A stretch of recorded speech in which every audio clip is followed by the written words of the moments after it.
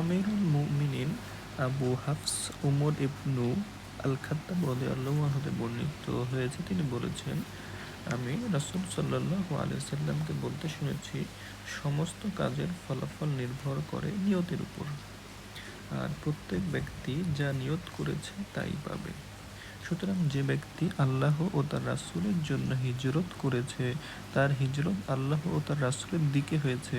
আর যার হিজরত দুনিয়া অথবা পার্থিব বস্তু আহরণ করার জন্য অথবা মহিলাকে বিয়ে করার জন্য হিজরত, সে জন্য বিবেচিত হবে যে জন্য সে হিজরত করেছে। এই হাদিসের পটভূমি এরকমটা যে যখন হিজরতের আদেশ হলো, অর্থাৎ মক্কা থেকে মদিনায় যাওয়ার জন্য নির্দেশ দেওয়া হলো, তখন অনেক সাহাবী বা অনেক লোক এরকম করেছিল যে মদিনাতে অনেক সুন্দরী মহিলারা থাকে, তাহলে তারা সেখানে গিয়ে তাদেরকে বিয়ে করে সেখানে ঘর সংসার করতে পারবে।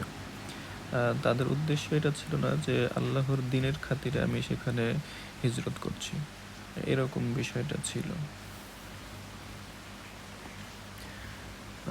এটাও উমর রাদিয়াল্লাহু আনহু থেকে বর্ণিত হয়েছে, তিনি বলেন, এই হাদিসটা কিন্তু খুবই গুরুত্বপূর্ণ একটা হাদিস, ইসলামের পুরো বেসিক ভিউটা এখানে আসে, এটা সুন্দর একটা হাদিস। একদিন আমরা রাসূল সাল্লাল্লাহু আলাইহি সাল্লামের নিকট বসেছিলাম, এমন সময় হঠাৎ এক ব্যক্তি আমাদের সামনে উপস্থিত হয়, যার কাপড় ছিল ধবধবে সাদা, চুল ছিল ভীষণ কালো, খুব সুন্দর বোঝাচ্ছে যে ধবধবে সাদা, চুল ছিল ভীষণ কালো। তার মাঝে ভ্রমণের কোনো লক্ষণ পরিলক্ষিত হচ্ছিল না, আবার আমাদের মধ্যে কেউ তাকে চিনতে পারেনি। সে নবী সাল্লাল্লাহু আলাইহি সাল্লামের নিকটে গিয়ে বসে নিজের হাঁটু তার হাঁটুর সঙ্গে মিলিয়ে নিজের হাত তার উরুতে রেখে বললেন, হে মুহাম্মদ, আমাকে ইসলাম সম্পর্কে বলুন। রাসূল সাল্লাল্লাহু আলাইহি সাল্লাম বললেন, ইসলাম হচ্ছে এই যে তুমি সাক্ষ্য দাও যে আল্লাহ ছাড়া আর কোনো সত্য ইলাহা নেই এবং মুহাম্মদ সাল্লাল্লাহু আলাইহি সাল্লাম আল্লাহর রাসূল, সালাত প্রতিষ্ঠা করো, যাকাত আদায় করো, রমাদানে সাওম সাধনা করো, এবং যদি সামর্থ্য থাকে তবে আল্লাহর ঘরের হজ করো। অর্থাৎ আমরা যে ইসলামের 5টি খুঁটি বা 5টি রুকুন বলে ছোটবেলা থেকে জেনে আসছি, সেটাই হচ্ছে ইসলাম: ঈমান, সালাত, যাকাত, রমাদানের সাওম আর আল্লাহর ঘরের হজ। তারপরে ওই লোকটি বললেন, আপনি ঠিক বলেছেন। অবাক করার বিষয় না, উনি প্রশ্ন করলো, আবার উনি বলছে আপনি ঠিক বলেছেন। তো সেরকমভাবে উমর রাদিয়াল্লাহু তাআলা আনহুম তারাও বিস্মিত হলেন। সে নিজে তার নিকট জিজ্ঞাসা করছে, আবার নিজেই তার জবাবে ঠিক বলে ঘোষণা করছে। এরপর বলল, আচ্ছা আমাকে ঈমান সম্পর্কে বলুন। তিনি রাসূল সাল্লাল্লাহু আলাইহি সাল্লাম বললেন, তা হচ্ছে এই: আল্লাহ, তার ফেরেশতাগণ, তার কিতাবসমূহ, তার রাসূলগণ ও আখিরাতের উপর ঈমান আনা এবং তাকদীরের ভালো মন্দের উপর ঈমান আনা। আমরা এটাও ছোটবেলায় পড়েছি যে ঈমানের হচ্ছে ওই যে 7টি শাখা বা 7টি স্তর আছে, সেটাই এটা শাখা। যে আল্লাহ তাআলার প্রতি বিশ্বাস, ফেরেশতাগণের বিশ্বাস, কিতাবসমূহে বিশ্বাস, রাসূলগণ এর বিশ্বাস, 5 আখিরাতের উপরে ঈমান আনা এবং তাকদীরের ভালো মন্দের উপরে ঈমান আনা। এটা। তারপরে সে আগন্তুক বললেন, আপনি ঠিক বলেছেন। তারপর বলল, আমাকে ইহসান সম্পর্কে বলুন। এটা একটু মজাদার যে তিনটা শব্দ, ইসলাম, ঈমান আর ইহসান, এই তিনটা আমাদের জানা জরুরি। যে ইহসান তাহলে আবার কি? তাহলে ইহসান হচ্ছে যে তুমি এমনভাবে আল্লাহর ইবাদত করো যেন তুমি আল্লাহকে দেখতে পাচ্ছ, আর তুমি যদি তাকে দেখতে নাও পাও তবে তিনি তোমাকে দেখছেন। এটা খুবই গুরুত্বপূর্ণ। এই আমলটা যদি আমরা করতে পারি তাহলে আমাদের জন্য যথেষ্ট। দেখা যাচ্ছে আমরা সালাতে দাঁড়াই আছি, তখন যদি ভাবি যে আল্লাহ তাআলা আমাকে দেখছেন, বা সেটা যদি না ভাবতে পারি তাহলে আমি আল্লাহ তাআলার সামনে দাঁড়িয়ে আছি, তাহলে আমি কীভাবে অন্যমনস্ক হয়ে যেতে পারি, কীভাবে আমি সালাতের ভিতরে বিভিন্ন হিসাবপত্র নিয়ে চিন্তা ভাবনা করতে পারি। এই বিষয়গুলো কিন্তু আমরা খুব সহজেই তখন আমাদের যে সালাতে খুশু আছে সেটা বাড়াতে পারবো। তারপরে বলছে যে আমাকে কিয়ামত সম্পর্কে বলুন। তখন রাসূল সাল্লাল্লাহু আলাইহি ওয়াসাল্লাম বলেন, যাকে জিজ্ঞাসা করা হচ্ছে সে জিজ্ঞাসাকারী অপেক্ষা বেশি কিছু জানে না।